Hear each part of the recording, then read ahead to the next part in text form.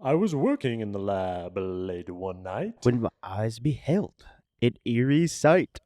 for my monster from his slab began to rise. And suddenly, to my surprise, he did the mash. He did the monster mash. The monster mash. It was a graveyard smash. He did the mash. It caught on in a flash. He did the mash. He did the monster mash.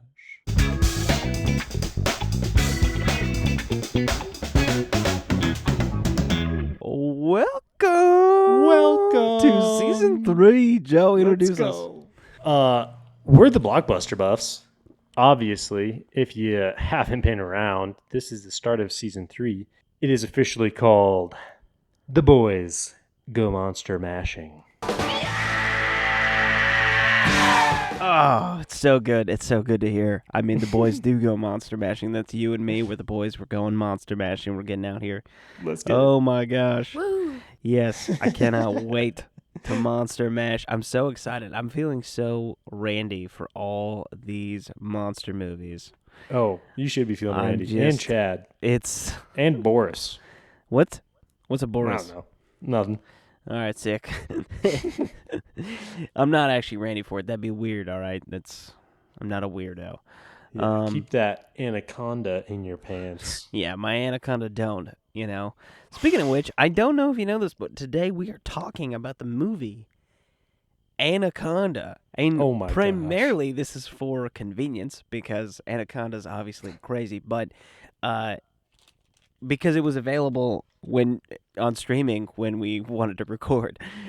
And it was one of the movies we considered, so that's why we're doing it first. But Anaconda, man, it's such a wild ride. That's what we're talking about today. But this podcast starts with what'd you watch this week? Then we go into, I don't know, snippet summary, something like that. Yeah, flash summary is what we've called it. And then we go into dunk or defend, which is kind of an elongated segment where we say we're going to dunk or defend the movie. Are we going to make fun of it, or are we going to, defend its merits? And then we just kind of talk about the movie for, 30 minutes, 40 minutes, and then we are going to have to come up with this episode a system to rate these monster flicks. And since we're doing a genre, there's going to be some kind of ranking system that we use and then give the winner a special treat. So that's what we're doing today. Welcome to Blockbuster Could the Boys. special treat be a healthy 6-foot-tall man? Maybe. With red blood going through his veins? Ooh, a real meat snack. You know what I'm talking about? Real meat snack. Tall glass of water. I can't wait for our new ranking system. I can't either. Well, you better get that timer ready, Matt, because we've got 5 minutes. Oh, wait, hold on. Whoa, I'm definitely coming here. whoa. So, take it easy. I I did make a big mistake. I shall go give myself 10 lashings. Don't do it. That's weird. Anyway, what'd you watch this week, Joe? What did I watch this week? I've been kind of on a Rick and Morty kick, actually. We're back on that Rick and Morty grind, season 5. Oh, jeez, Rick. Rick and Morty gets so boring to me, but when it's like, when I'm in the right mood for it, it's like one of the funniest things I've ever seen. It is. And it's just like so heartbreaking at the same time. It spans the spectrum of human emotions so well that you're like just laughing your ass off 1 minute and then just heartbroken and in an existential crisis the next. Absolutely. Brutal. It's an I took intense show. I took a long break and I hadn't caught up on the most recent seasons. Like I hadn't seen them at all since they came out. So I'm behind. After having taken such a long break, I would say I'm pleasantly surprised with not being bored by them or feeling like they're running out of material. Yeah, the problem with Rick and Morty is the bingeability of it, and it's like, yeah, I'm with you. The long break's got to be a good move. I'm beginning to think that we all watch TV wrong now, and what we should all be doing is watching maybe 3 episodes a week of a show. Yeah. Letting it rest between, you can get in a kick, you watch 1 or 2 a night, and then, but it's like you watch 3 or 4 episodes a day, like, it's gonna be rough. And I feel like nothing other than like raunchy humor shows are the worst. Like Leonard Kenny, It's Always Sunny. I Rick think you and mean Morty, best. like trying to binge that stuff is just like it you just run out of patience with it for some reason. At least in my And experience. I mean, it gets to a point where it's just so mindless. Like it's just like beating your head with a hammer over and over again with the same humor. So it loses its freshness And it's when so good you're that you so don't. set. No, you just get so saturated with it, Yeah. and it is so good that you're like it's easy to keep going, but it's so saturated that it gets to the point where you're just gonna forget everything you watched. Like, yeah, it's entertaining, but you'll retain none of it, Yeah, for which sure. kind of And is the point of sitcoms. Like, yeah. just to be a silly 30-minute laugh that you can consume and forget about. But I don't know. I like my shows to be memorable, and I like to remember them, which means sometimes not watching 10 episodes back to back. Yeah, for sure. I think I was so glad I did that with Yellowstone, where we'd watch maybe 1.5 episodes a day, and then we'd space it out sometimes. Yeah, it made a huge difference. But yeah, Rick and Morty, I've never finished It's Always Sunny. I've never caught up on it just because it's so funny, and then I just hate it. And then I'll see clips of it on TikTok and I'm like, this is the best show ever made. It's like, Yeah. yep. So anyway, that's fun. I'm Yep. glad you're watching Rick and Morty. I haven't watched in a while. Maybe it's time to come back to it. We'll see. You got more important things to watch. You're probably True. all right. I do like watching more important things. What you got? What'd you watch this week? Well, I watched Deadpool and Wolverine. Oh, yes. My man. What'd And you think? I liked it a lot. I did not love it the same way that you seem to love it. My main problem is I'm kind of sick of the meta stuff, which is not its fault. It did not. I mean, it staked out its claim early in this meta realm, It did. and it's not its fault. But really, what I didn't care for was the setup at the beginning. Last movie, if I remember correctly, he was still in love with this woman. Yes, and they had a good relationship. Yeah. Yep. So then it's like, all right, well, we just start in a world that I don't understand. So that was kind of frustrating, and then it got really fun, and then it got a little tedious in this nether world, but then it was still pretty funny, and then it just went so hard and got really great. So I'd give it an A minus. I can respect that. I think Deadpool 2 is the best Deadpool. Deadpool 2 was great. Yep. But I think this one takes the cake. Huge Ackman is amazing. Huge jacked man. Huge Jackman is obviously incredible. But I love huge jacked man. Yeah. Sorry, I just wanted to throw that out there. But I'd love to hear more of your thoughts. Why it's I'm trying to recall the circumstance of him going back in time so many times to change all the bad things that happened at the end of 2 to remember why she's kind of mad at him at the beginning of 3, because he goes back in time and saves her from getting killed. Well, no, she's not mad at him in 3. They just make it so that she's just mad at him. They just broke up in the meantime. Because they even do a flashback where he's trying to live a normal life, but he's not amounting to anything, and he's kind of stagnating. And then she leaves him, which kind of sucks to me because I feel like the whole point of that relationship was tale as old as time kind of stuff, which is just weird to me that I've had periods of stagnation in my marriage where I lose track of who I am, and I lose track of what makes me me and what my wife married me to be. I mean, that happened for a couple years at one point where I was just not in a good place, and my wife just dealt with it. And then it kind of regulated, and then there's been another time more recently where it was a shorter period where it was frustrating for her, and I could tell and I could feel it too. You just work through so as a married person who's been married for a little over a decade, seeing that experience where it's just all right, well, he's been in a weird place for seemingly, I don't know, 12, 18 months, maybe just deal with it. He'll come back around. Why are you guys breaking up and leaving each other? That's weird. So it's just, to me, that was odd, and it felt like really what it was is they needed an excuse for Ryan Reynolds or for Deadpool to go out and try to find Wolverine, and he needed to be able to be on his own. And it was, they needed the love story to come back. It seemed like a plot device and not like actually true to their characters. Mm-hmm. Because they were so game for, not just like anything sexually, but they were so game for just like putting up with endless levels of, like, she was fine with him totally changing his look and looking like a disgusting avocado. Like, she was fine with it. They were 5 on the golden locket. Yeah, exactly. And then they were just like, and it doesn't last. And you're like, what? Come on, guys. Like, she can put up with him, like, losing his spark for a couple months. Like, it's not been, like, a decade. It's been a little bit of time. She's not looking older. Like, that's a good point.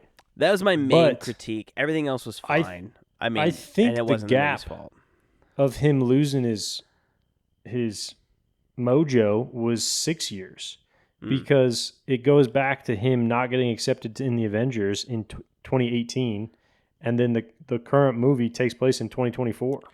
6 years is a long time. If you're in a funk for 6 years and like your woman has been like on you to just like go out there and do something a little more with your life over and over and over again, like 6 years is long enough that even the best relationships could be really tested by that. And and he kind of pushes her away. That's the real problem. Like in that flashback, which makes the most sense. Like that's kind of how they save it. So I don't know. It's not ruined. It's good. It's a good movie. Here's my other main critique. The biggest critique I have is that in the last battle, hey, spoilers, skip ahead. Yeah, about a big minute spoilers. and a half. Yeah, I'm not joking. I'm going to spoil it. Skip ahead about a minute and a half if you missed it. All right, Deadpool and Wolverine. Okay, so at the final fight when there's all those Deadpools that come out of the portal or whatever, and they play Like a Prayer by Madonna. Obviously, they should have played Bleeding Love. I mean, it's just so obvious. And then Like a Prayer by Madonna, when they do finally like connect, and connect the dark matter and everything, was absolutely perfect. But even while Like a Prayer was playing in my head through my super scatterbrain abilities, I could hear Bleeding Love playing. And it just was so, like, I knew it was going to be that one. I knew it was going to be Bleeding Love. And I could actually hear it as the movie played. But it was the wrong song, and it created this dissonance. So I'm going to have to knock it for that. Again, A-. respectable. All right. we spent a lot of time on this segment that we shouldn't have. No, that movie is great. I loved it. Is McConaughey one of the Deadpools at the end? Oh, you better believe he is. Oh my gosh, that's fun. He's Cowboy Pool. That's very fun. And more spoilers. We should stop. It's been a minute and a half since we told him to skip ahead. Now it's been a minute and a half, almost exactly. Welcome back, those who haven't seen Deadpool and Wolverine. Congrats on making it this far. Well, let's get going on our Flash summary, Matt. We're talking about a way better movie called Anaconda. Oh, wait, no, that's not the one I was going for. You might be making a big mistake. Yeah, Anaconda is a movie that I care deeply about. And by that I mean I really kind of do in a way that is totally inexplicable. Okay, so what we like to do in this segment in our Flash summary, we like to set a timer. We have 5 minutes to summarize the movie to the best of our ability. One of us is going to start it off, but after that, it's just a free-for-all, basically. And so let's just see what we can do. 5 minutes on the clock. Joe, go. All right, they start out in the Amazon River. There is a lone man on a riverboat by himself, wandering around. It's Danny Trejo, young man. Machete? Machete? Back in the day. And he is getting attacked by something is in the water, breaking up his ship. He climbs up to the tallest tower in his boat and blows his brains out. This is our first instance of monster vision. Monster vision is a real thing. Cut to J-Lo, Ice Cube, and Owen Wilson. Owen Wilson, another chick, and Some another English dude. The English pretentious dude, but then also the captain, her boyfriend. Mm-hmm. They are all gathering for an expedition up the Amazon to film a hidden tribe. They're filming, And an they're- uncontacted tribe. They're filming a documentary about an uncontacted tribe up that river. They start heading up the river, and along the way, Ice Cube is the cameraman, J-Lo is the director, and she is getting some film of this English dude talking all fancy like and explaining a little bit about the Amazon and about this tribe they're looking for. Then, pretty soon, up the river, they run into none other than John Voight, a.k.a. Cerrone, Paul bad guy. Cerrone. But What? Oh, definitely not. Sorry. yeah, definitely mysteriously unsure dude. Paul Cerrone is kind of stranded. He's just on a and- loose boat. A Loose loose boat. dead boat. and he gets on. They let him on. He convinces them that he can help them get off the river or get to the tribe they're trying to find quicker than they were already going. So they're like, fine, whatever. Ice Cube's like, yo, I don't trust this guy. He looks shady. He seems weird. And he is.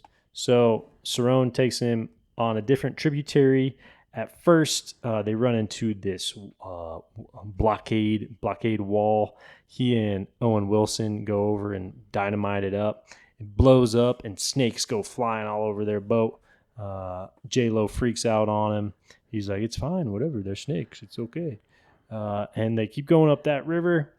He's got the most insane accent, too. Yeah, he does. He's supposed to be Paraguayan? Paraguayan? I'm not sure. But yeah, we have... Yeah, John Voight is Paul Cerrone. Oh, man, can you do his accent? I mean, we only have 2 minutes left. But No time. keep going. So he, at a certain point, kills a monkey. He uses the monkey as bait to catch an anaconda. Turns out he is only using them to catch an anaconda.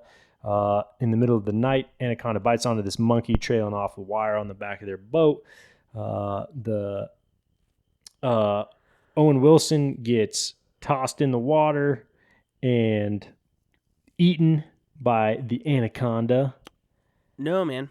Oh, so what shoot. happens is they fight about it because he's trying to trap an anaconda, and he's like, "Oh, well, I'm trying to do this," and they're like, "No," and that's not what we're here to do. And he's like, "Well, look, I mean, you're." Oh no, he organizes the captain getting, her main love interest getting bit by a wasp, and then John Voight does, and then he basically takes over the ship, and like starts telling him what to do, and he's like, "Well, you're not gonna find this tribe now, but." You might be able to film me catching an anaconda, which is like a pretty good get because no one's ever done it or something like that. He knows he get a lot of money for it, so then he does that trailing behind thing, and then Owen Wilson kind of teams up with him even after he gets like knocked off the boat. And then they go out. Oh, no. You're right. This is when he dies. But before that, he goes out in the woods and they get chased by a boar or something. Yeah. No, Sure. you're so right. I'm sorry. We're running out of time. Okay, We have at 38 this point, seconds. Go. Owen Wilson gets eaten by an anaconda. They basically try and capture Cerrone. They tie Cerrone up. They start going up the river. They land in a puddle of mud. Ice Cube, J-Lo, and the English dude have to go out and wrap cords to get themselves off this landmass. Cerrone escapes. An anaconda comes, kills the English dude. They fight Cerrone off the ship. Then Ice Cube and J-Lo go to this other place, run into another anaconda. Cerrone comes back alive, tries to fight them. J-Lo and Ice Cube kill the anaconda and leave Cerrone for dead and make it out alive. And then they see the tribespeople on their way home. And the captain survives. And scene. Ooh. Right, the captain was just on bed rest. I really the whole blew time. that for us, to be honest. I took a minute to try to change something. I should just let it go, guys. Sorry. If you just watch that on YouTube, feel free to check out Blockbuster Boss. Me and Joe be doing Blockbuster Buffton. Right now, what are we, monster hunting? What's it called? Oh, we're monster mashing. We're monster mashing right now. And So, bashing. season 3, check it And out clashing. on iTunes and Spotify. And stashing. That's right. Now back to the regular show. That was our summary. Up next, we have Dunker Defend. Dunker Defend.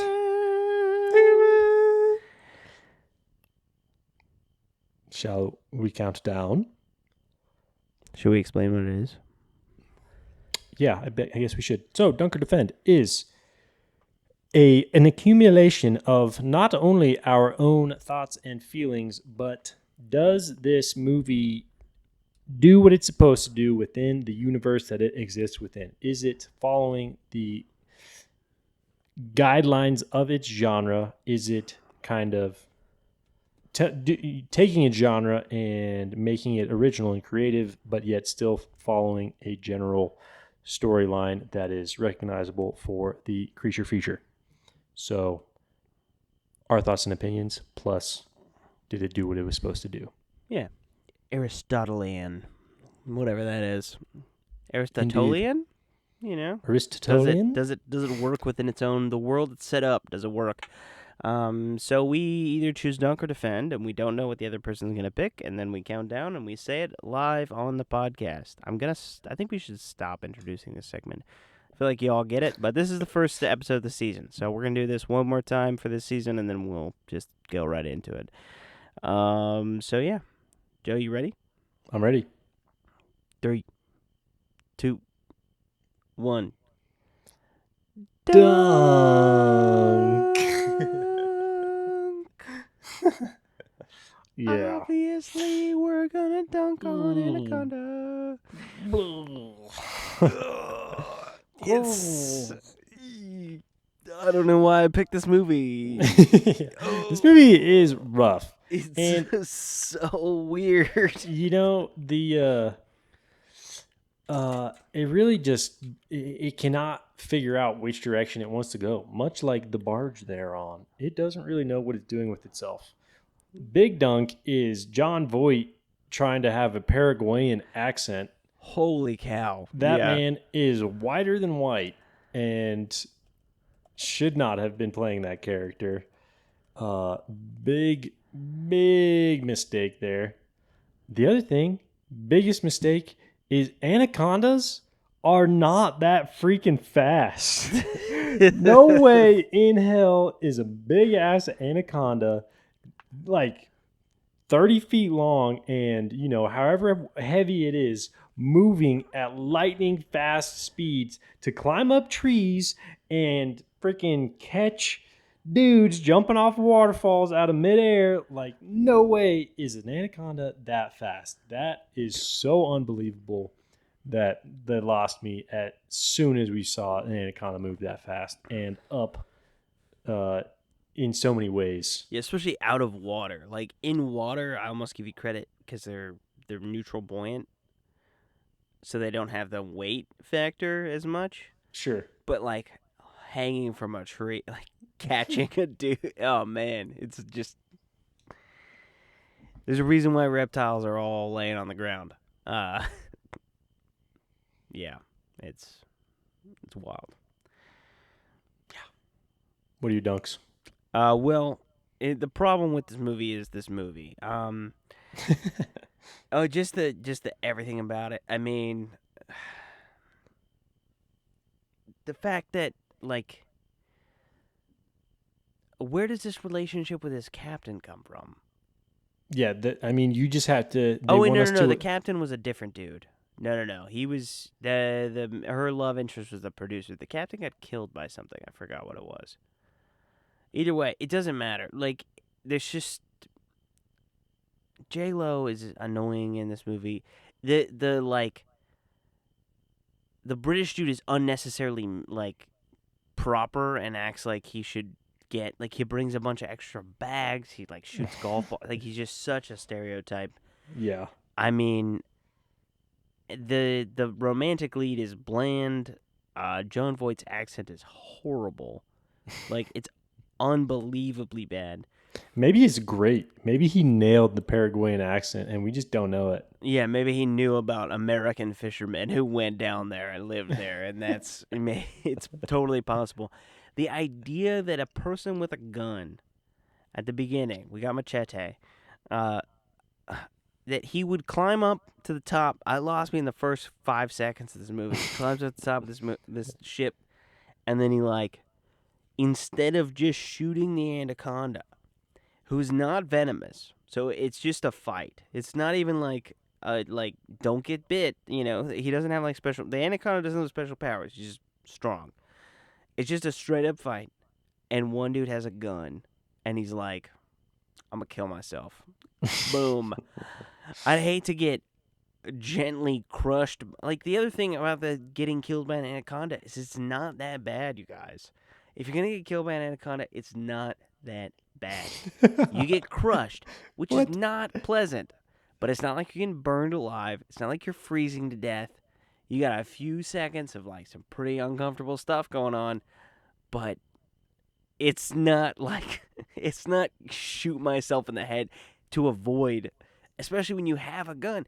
You could be wrapped up, you could shoot it from there's so many options, man. Don't kill, just try to fight the anaconda. I mean, it's not bad enough to not put up a fight, is what I'm going to say. It seems unpleasant, but you should put up a fight. It's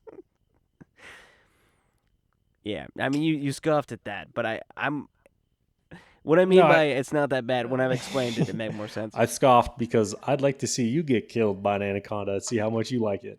I mean, I'd take it like a man, obviously. And for sure try and shoot in the head. Yeah, no, him killing himself is dumb. I'm not going to kill myself over it, though. I'm just going to be agree. I might scream a lot. It's possible I'll cry. I mean, maybe. I don't cry anymore from pain, I've figured out. What happens is I make horrible, weird sounds. I fell down on on a concrete block at my old house. I fell 5 feet and hit my ass on a concrete block.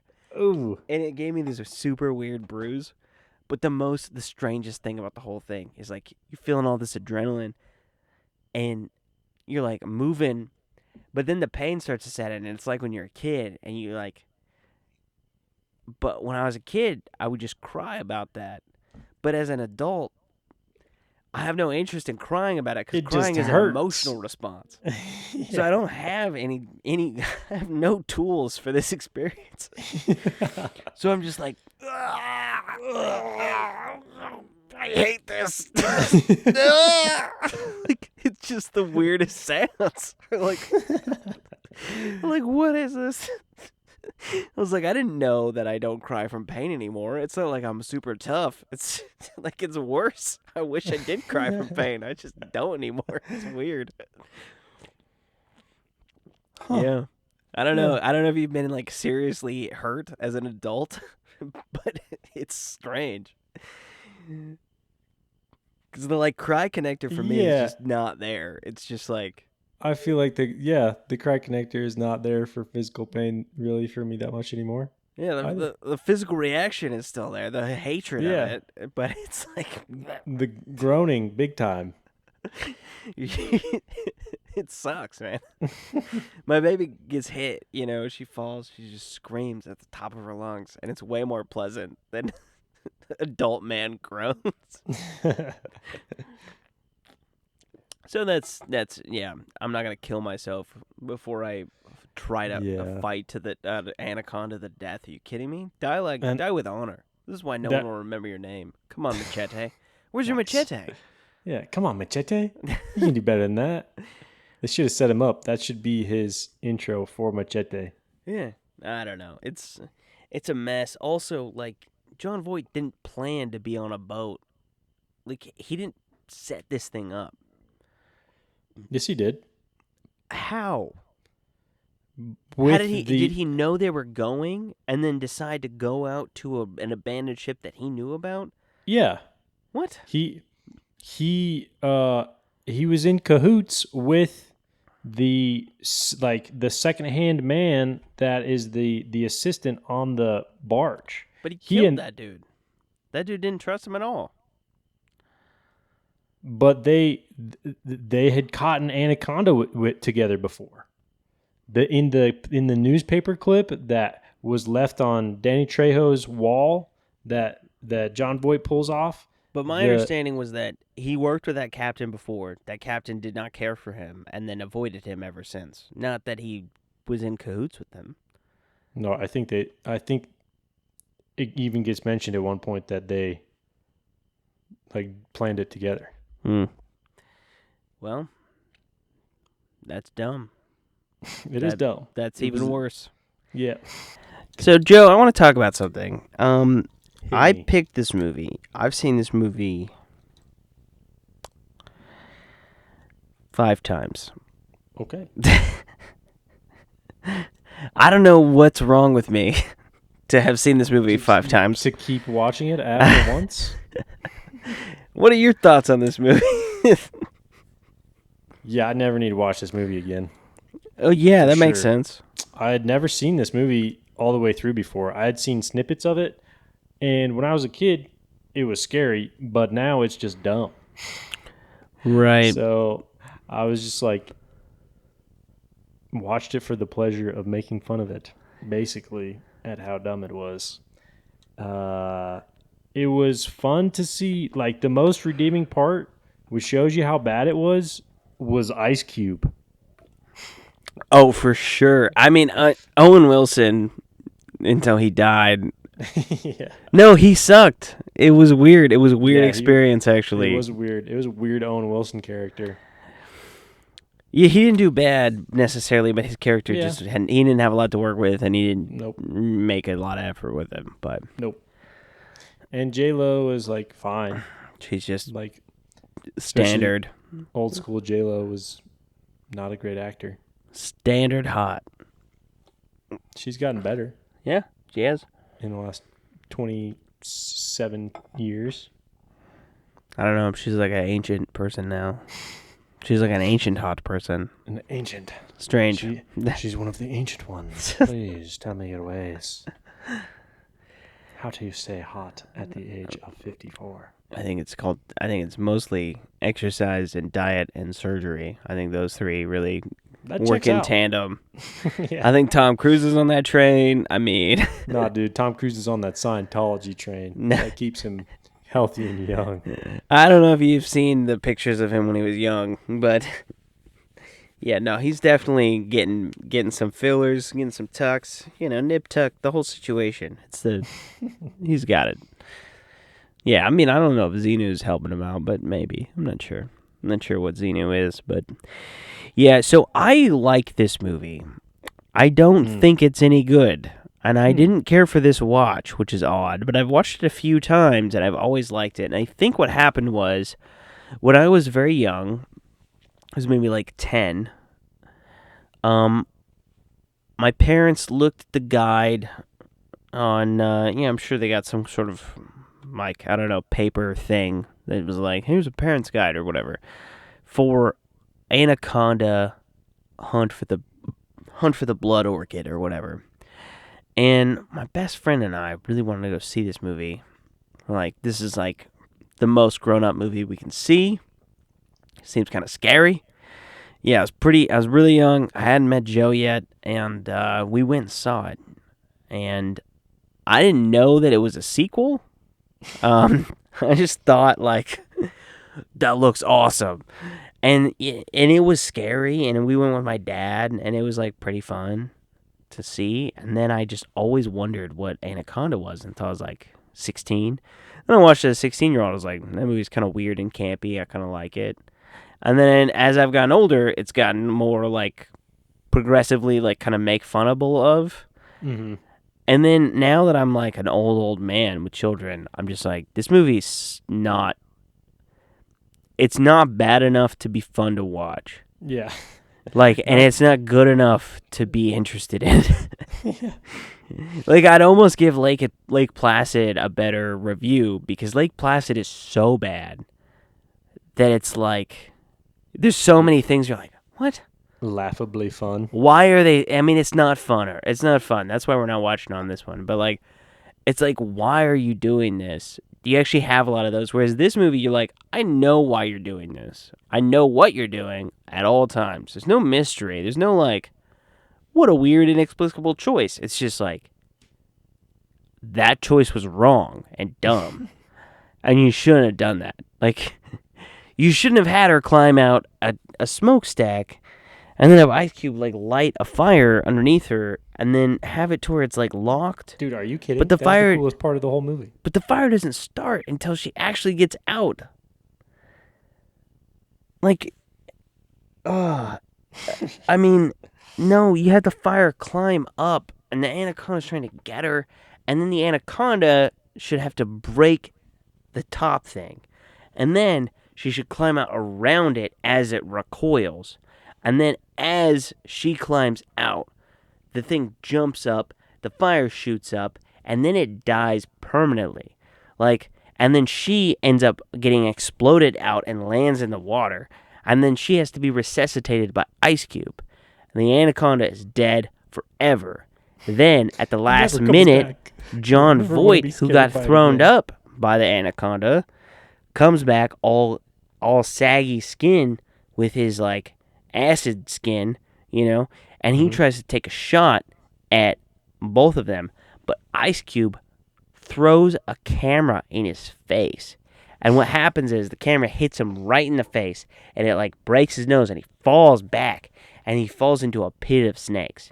You see, this is what this movie needs: is this punch-up script. Like an equally bad ending. It's so much better. I think you're entirely wrong. Because, look, the tension, like, she can't get through this gate, right? But then she just reaches over here and gets through it. It's like, no, if the tension is she can't get through the gate, then the thing that's strong and powerful should get through the gate for her. But then it recoils because it missed her. Then she gets out. As she's getting out, it goes up for her as the explosion happens, and then she falls off. I mean, it's way better.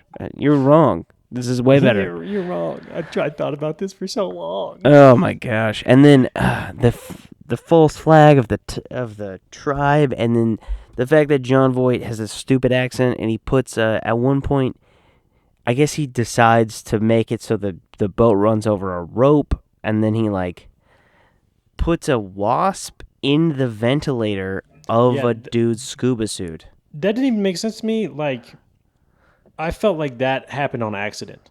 It was not clear that Cerrone had put the wasp in there. It just seemed like a wasp had crawled in there. It's supposed to be a big reveal later, but that he says, and you're forgetting about the wasp. And you're like... Wait, he says that? Yeah, he does say that. And you're like... I totally missed that. Oh, don't say things like that, dude. Come on. And why is Owen Wilson so randy? He's just like all horned up for this lady. And it's just like, I mean, she's fine, but like, don't talk to her like that. Like, it's... She kind of liked it. I guess. They might have previous experience that he knows what she's into. I guess, but if you're going to do that, just don't show it in the movie. Just show them like making out and stuff. I don't want to see that. Like, I don't. It's fine that they're like getting hot and heavy for each other. It's weird their conversation about it, especially Owen Wilson being like, something about the jungle makes me so horny. It's like that line was rough. It was like, what? Yep. Dude, don't say things like that, man. Like, that's weird. It's like not subtle enough to be cute, but it's also like not like randy enough to be like sexy. It's just, it's like, and he's got that voice, so it just sounds like yeah. He says like a weird, kind of whiny. Yeah. I've talked a lot, Joe. I need you to carry us. Well, let's just say that this movie is very dunkable, and we've dunked on it. I feel like that's all we need to say about that. Shall we move on to? Oh, we have to figure out what we're gonna do. The most important part of this episode. Yep, we should. We should. Yep. All right, here we go, folks.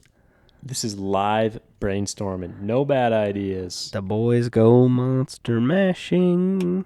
No days off. He did the mash. Boom, boom. He did the monster mashing. He did the graveyard smash. All right, so what makes a monster movie, Joe?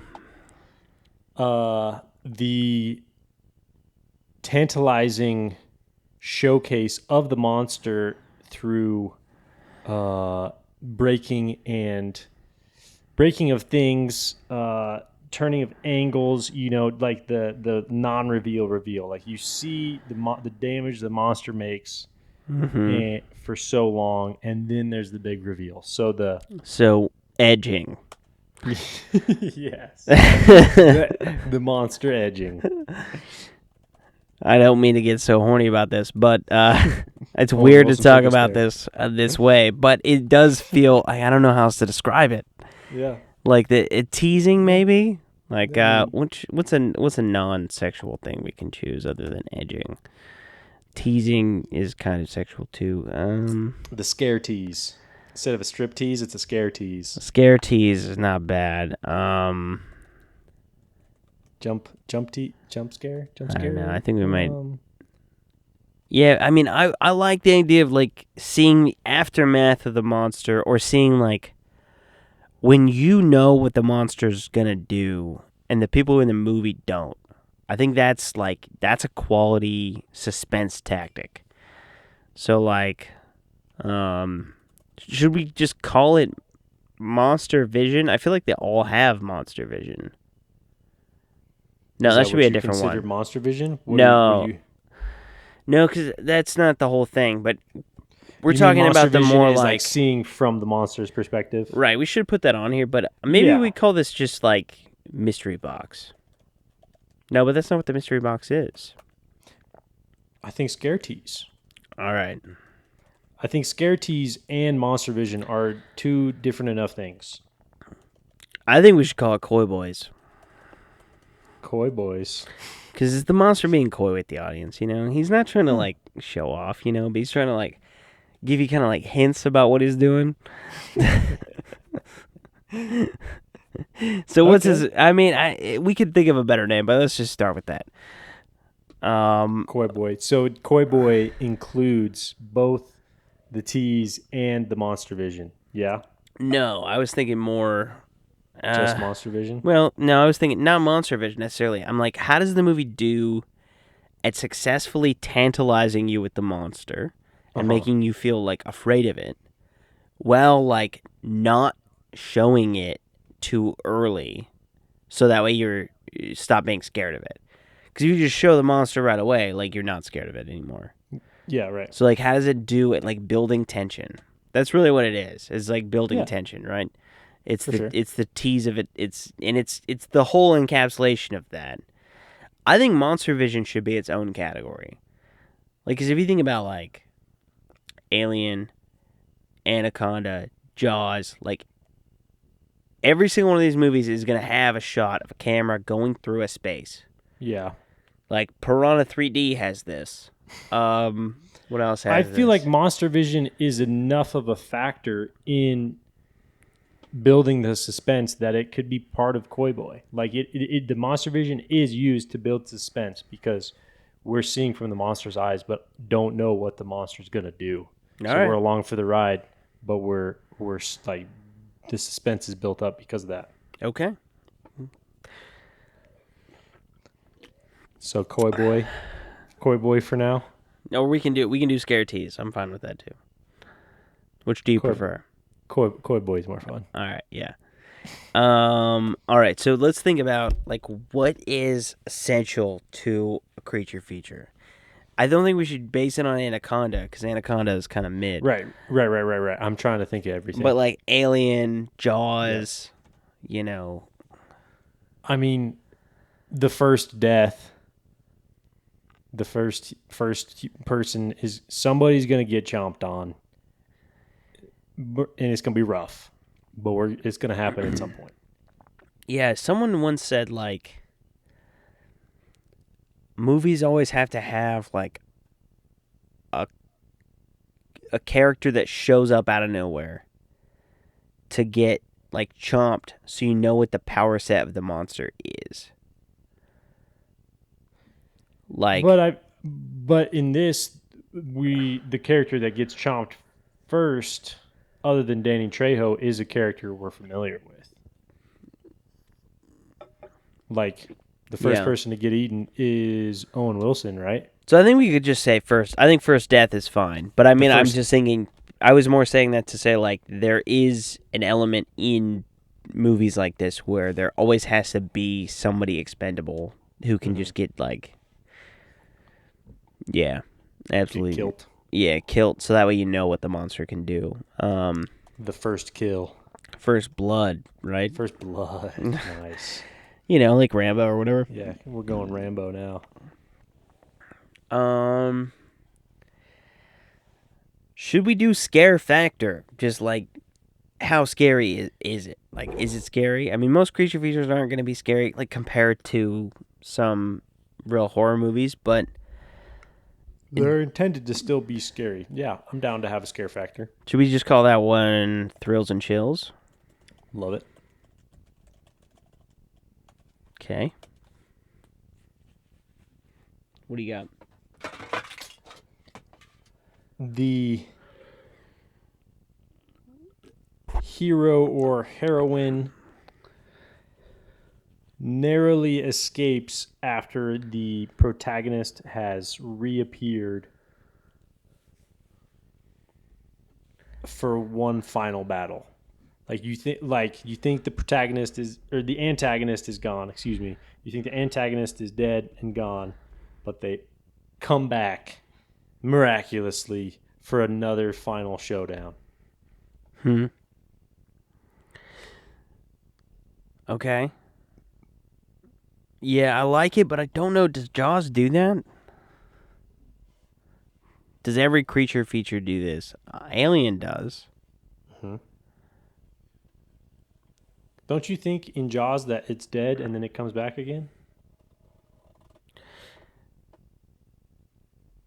I think they kill the wrong shark, so there's still some of that. Yeah. I guess it's the second climax in a bigger picture sense. It's that you have a first climax and then a second climax. Our first climax was them getting in the battle with Voight, right, while the Englishman was climbing the waterfall. Right, and he gets killed. Yeah, he gets killed. You think they've killed Voight and they're going to get out scot-free, but then it has a second climax. So, yeah, I mean, we could do like fake death, but I'd hate for Jaws to not succeed in this category because I think it's like nearly a perfect movie. Nearly. Yeah, Jaws. Just, I guess, are you typing? Are you asking? Let's see. Does Jaws have 2 climaxes? Oof. Look that up. Look that up. Hey, Jimmy, pull that up.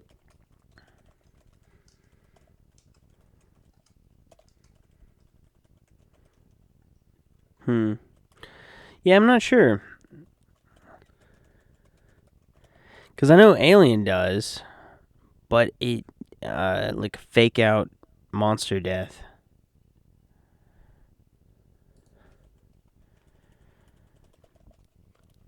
He did the mash. What a graveyard smash. The monster mash.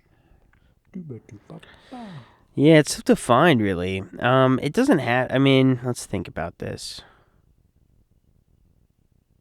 Well, also, like, I mean, to be honest, I've never seen The Shape of Water. I'm excited to take a look at it. But The Shape of Water, A Quiet Place... I don't even think The Meg has a fake-out death. Or The Thing. So I'm just questioning, is that essential to the genre? Mm-hmm. And I'm starting to think no. Okay. Like, man, if we're doing standard horror, like the monster getting up one last time, the fake out death might be a thing. But I don't know. I don't want to put it on there and then have half these movies not meet it. Yeah. I feel that. All right. Let's not include it. I'm sorry, Joe. I'll allow it. This is brainstorming time. It is. It's brainstorming. We need at least 2 more. And I would like to posit we make a 10-point scale this time and do no halves. Okay.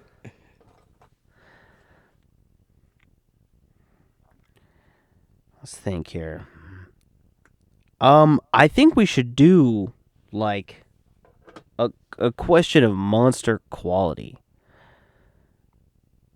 Like, should we do monster strength or power, or we should do danger maybe? Because like part of the problem with Anaconda is that the monster is not actually dangerous. Right. Like anacondas Except for how stupid rarely fast it is. attack people. They don't move that fast. Like unless you're really in the wrong place at the wrong time and acting weird, like you're probably never gonna be a target for an anaconda. Yeah. Rule number 1: stay out of the water. Yeah. So I mean, In the Amazon, at least. so should we just make like monster quality? Like, is there a fun term for that? Kind of like we had, treasure Like, chest. O OP ability. How OP is the monster? Okay. Like, It's power quotient. yeah, is the monster ridiculously powerful so that in the end, to actually beat it, they have to do crazy things to surmount the obstacle and finish the battle?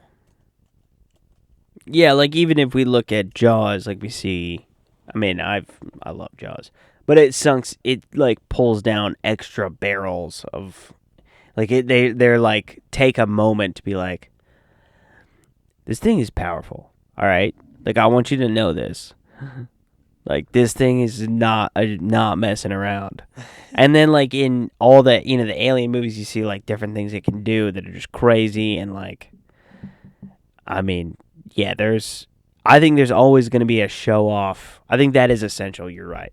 Like, there's going to be a moment where they show you, like, what this thing can do. Like, how savage is it? Do you feel like that stays away from the scare factor enough? Like that won't I we think can we so, can yeah. distinguish the two enough? I think so because one is like a suspense, like, thrills and chills, obviously, is going to be like our, like, do you look in the corner a little bit right before you go to bed and go, like, there's not going to be something there? Like, that's going to be like, does it affect you emotionally? Your Koi Boys is like, how well do they, hide this monster? Like, how do they handle the reveal? You know,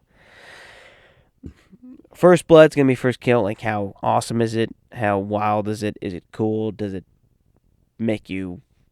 How does it make you feel? And then Thrills and Chills is gonna just be the whole movie. Like, are you ever scared? Are you ever like, do you feel anxious? Like, and then Monster Power. I mean, that's just straight up like, I mean, it's baseball card kind of stats. Like, Yeah. how How power who badass is this monster? yeah, like what's and it doesn't have to just be strength, but it's like if you add up Speed, its agility. yeah, let's D&D this out. Like, what sort of points does it get, and how does it use those, and what's its challenge rating? Is what you'd call it in D&D, is like challenge rating. We could just call it challenge rating, but I don't know. What do you want to call it? What do you call the actual stats on a baseball card? I don't know.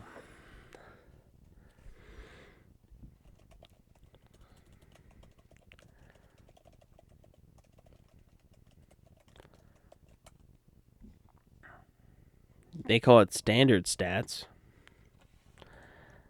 That's fun. Thanks, baseball, for being awesome. Yeah, they call it standard stats.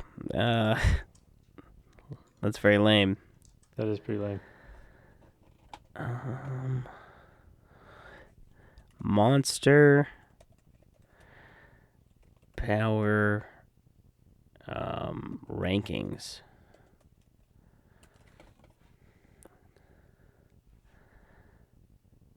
Dude, I don't know. I don't know. I mean, they mostly call it power rankings. Let's see here.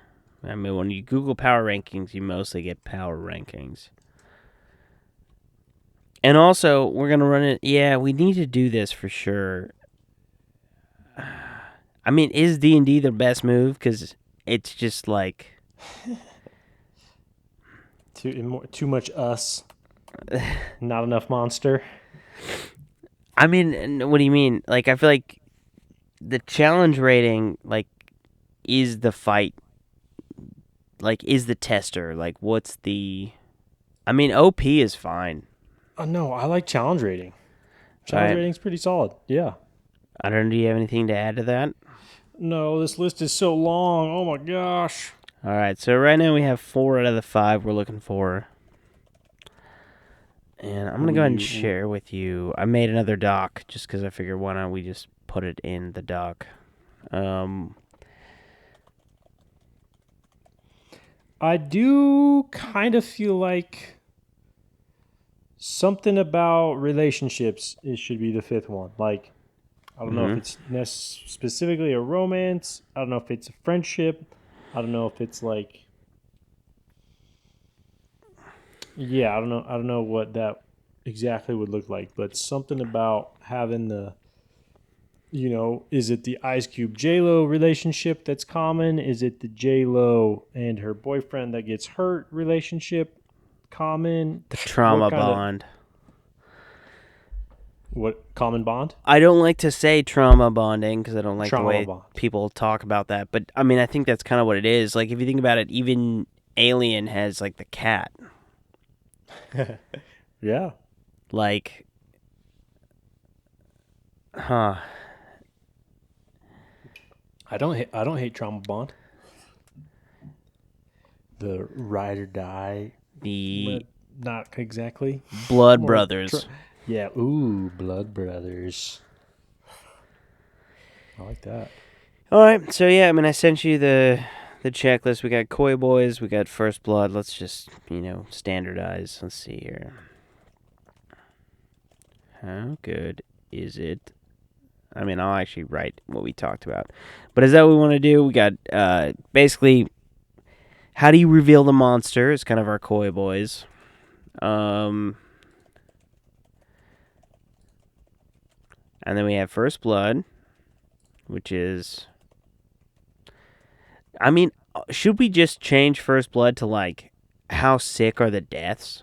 Like, just all of the deaths. Yeah, like how badass is it? Like, yep. Kill count. Kill count sounds like we're just tracking numbers, though. That's true.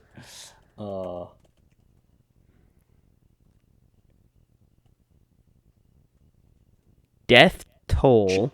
Chomps and stomps. Chomps and stomps. I love it. I love it. You love it? I love it. Chomps and stomps. We got chomps and stomps. We got thrills and chills. We got challenge rating. We got Brother Brothers. All right, awesome. And you like the similar-ish where we rank each category but do it out of 10? Yeah, I think so. Cool. Chomps and stomps. Thrills and chills is just like how exciting and or scary is it? Some movies aren't necessarily scary, but is it does it affect you emotionally? Challenge rating. All right. Is how powerful the monster is. How hard is the monster to kill? And then Blood Brothers. How sweet are the friends we made along the way? How close to death were they both, and yet made it out together? All right, that's a nice factor. So one thing that's cool about having this document, though, is like we can actually track, like, all right, we've decided this feature of a movie gives it this rating, which we talked about last time, but we didn't like actually, keep track of it very well. Okay, we expand on that a little bit. Like, how is that? How will we utilize that? Well, I mean, we'll have this document here, so we'll be able to say, like, all right, well, what we found is when a movie has, like, let's say Blood Brothers, right? We have friends who go into a situation, they come out stronger. That's a point. We have people who didn't know each other, they come out as friends. That's 2 point. Like, We'll just be able to write that underneath it now, rather than having to guess or try to remember. Does that make sense? Gotcha. Yep. Make it a little more measurable. Yeah, so let's just rate this 1 to 10. Koi boys, how well do they do it at tantalizing us with the monster? Well, we have the intro scene. Don't see the monster at all, and just see that boat get muffed up, and Danny kill himself over it. Up to the first encounter, we see a lot of monster vision. We get, a few more like bumps along the way, some rustles, but not a whole lot happens until we get our first vision, except for the wall getting blown up and all the snakes coming all over. That Do you even include that in the anacondas factor, since they're not the monster itself, but Nah, just dude. like okay, I'm gonna give it like a. I'm gonna say. I'm gonna give it a 3 for effort. I mean, to be honest, like all they did was just not show it for a little bit. yeah, Their monster vision was mid at best, and yeah, I think they did a bad job with it. I'm good with 3. Yeah, I mean, I think it's not good. Chomps and Stomps, Chomps and Stomps is pretty lit, actually. pretty solid. Yeah, I mean, regardless of the realisticness of the situation, Yeah, which I don't think we're right. rating this on, no, when Englishman gets chomped as he's falling is Yeah. very Yeah. sick. And when the Anaconda eats John Voight, and then And you- spits him back out. you get the like down the hatch vision. Oh yeah. Oh, that shot was Was. wild. So gross. It was great. It was, that was really like great. one of the best shots of the movie. I want to give them like a 6 or a 7. I'd say 7 or 8. Okay, yeah. So we're Let's right say over- 7 because there weren't really enough deaths. Yeah, the deaths weren't, and they weren't like. Death toll wasn't too Think high. about it. We need room to run, and in one of these movies we're gonna watch, I'm pretty sure that a monster is gonna burst out of someone's chest, and I think we don't want to go too big too fast and run out of room. Yep. All right. All right, thrills and chills. Pretty Shit. minimal. I mean, I would. Yeah. Let's see. I want to. Yeah. What do you got? I don't know. I was like not that scared. Like there were a few good jump scares. Definitely, I probably had like 2, maybe 3 good jump scares. Other than that, I was not really scared at all. And funnily enough, in the last scene when the snake is the last big anaconda is staring down J-Lo and Ice Cube and kind of like swaying his head back and forth. In my head, I was like, that anaconda like looks kind of cute actually. Like it's a good looking snake. Yeah. Like I was it not doesn't scared. seem I was that just aggressive, to be honest. Like, yeah, that snake just looks like a pretty snake. It's a Like, really cool snake. To be yeah. honest. Like, oh, I mean, And it's not venomous. The scariest thing this whole movie is the wasp, maybe the boar. Like the the wasp scariest thing is gross. John Voight, but Yeah, no, I've seen it so many times. It's tough to be objective about. But I mean, I'm thinking we might be less than Coy Boys on this one. I don't think they succeeded at thrills and chills at all. To the point where she's climbing out of the top of the tower, he's about to light a thing on fire, he's stabbing the snake, and I feel nothing. I feel not like, I hope she gets out. I feel nothing. I'm like, I feel like during the climax, I feel like, how much longer is this movie? Mm. Like, I want to check it to see how much longer it is. Which makes me want to give it, honestly, a 2. But you've seen it. That's the problem. I've seen it a few times, so I'm bored of it. Yeah, you're a little more desensitized. I would say a 3, All right. just because there's enough jump scares, there's enough monster vision, like there's enough all around like suspense built and thrillingness to give it a little bit. Not much, but 3. I'd say 3 is good for a like basically a first watch for me. Okay. Yeah, I mean, I have no way to really contest that. I'm like, it's so desensitized to it. Anyway, next we have challenge rating. How powerful is this monster? I mean, in the movie, the monsters we have, their speed is fucking insane. Like Right. a big ass creature moving that fast is unrealistic, but if possible, terrifying. Like that speed is insane. True. So, speed factor and crush factor.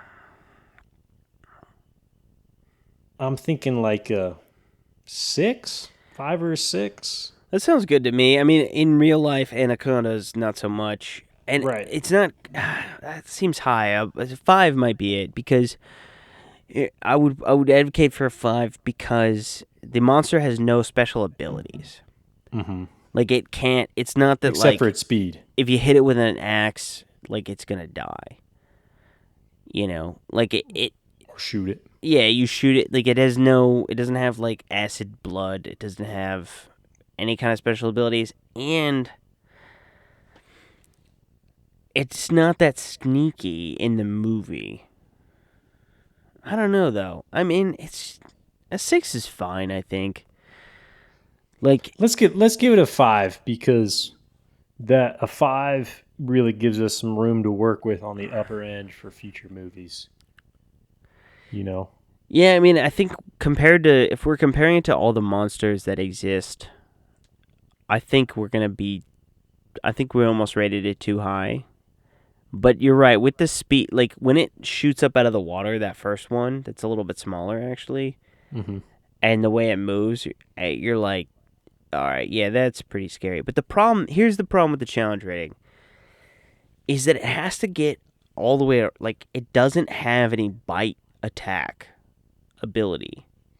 Well, it does. Its bite still hurts like hell. Oh, he just catch a dude. Yeah, no. I mean, when he catches the British dude, yeah. All right, 5 is good. We're getting it right in the middle of the road. Yep. All right, we got Blood Brothers. Bread Brothers. Blood Brothers. Bread Brothers. I'd say Bread Brothers is pretty high. You've got J Lo and Ice Cube, and they just made it through some shit together. Um, And they were already pretty good pals. I kind of want to push So- back against it though. Come on. Come on. So here's why. Well, I mean, they're pretty good bonds made. Like, the two of them got each other's back forever now. They already All right. pretty much did. What do you want to But they rate it, Joe? definitely do now. I think this deserves 7 or an 8. Can we go 7? Think about it. We can, but give me your reasoning. I'm gonna have a hard time. We should probably just watch Jaws next, just to like really get it out of the way. But like, I'm having a hard time thinking like they get a 7, and like Quint on the boat with the dudes with like swapping stories about like monsters, and then like fighting, and then like one of them dying, and then Richard Dreyfuss and what's his bucket, kicking on a raft out. Like they have like a real experience together, and it like really brings them closer together. And then I think about like even dumb movies like The Meg, and you have these people who like you see the way that their relationship shifts and changes in like real fear and destiny, and like I don't feel any of that from this movie. Like I feel like they got in a weird situation and then they fought and then that's it. Like their relationship doesn't seem to change at all. It doesn't seem to really grow much. It's just like, we were friends before, and now I'm protecting you. That's what makes me nervous about this one. And so I'm like, rating it a 7 feels real high. But I would be willing to do that. An 8, I think, is just simply out of the question. I think you got to read between the lines a little bit on that one with how strong their bond will be moving forward. Like, they'll do anything for each other forever now. Okay. So 7. All right. I'll go with 7. We'll let that ride. I like it. Because, I mean, 7's good, but it's not close to a 10. It's true. It's true. It's like a 3 on our old rating. Yeah, true. True. Well, let's total this up. Out of 50, which we got? 25. 50%. An F. 50%. That tracks. Yeah, that tracks. An F tracks. Well, thank you for being a part of the beginning of the Boys Go Monster Mashing. Woo! We out here. This is season 3. Blockbuster. It's going to be a great buffs, season, folks. Creature features all the way through. I think we got at least more than 10 movies lined up. And it's going to be fun. So follow along. Subscribe to our Patreon to get our video episodes. And otherwise, you're going to just be stuck with audio, which is fine too. So thanks for being a part of the show. Email me at alldaysoffpodcasts@gmail.com to get on the show. Stay scary. Stay scary. Good night. If I went to Hogwarts, I would use physical violence. No magic spells are gonna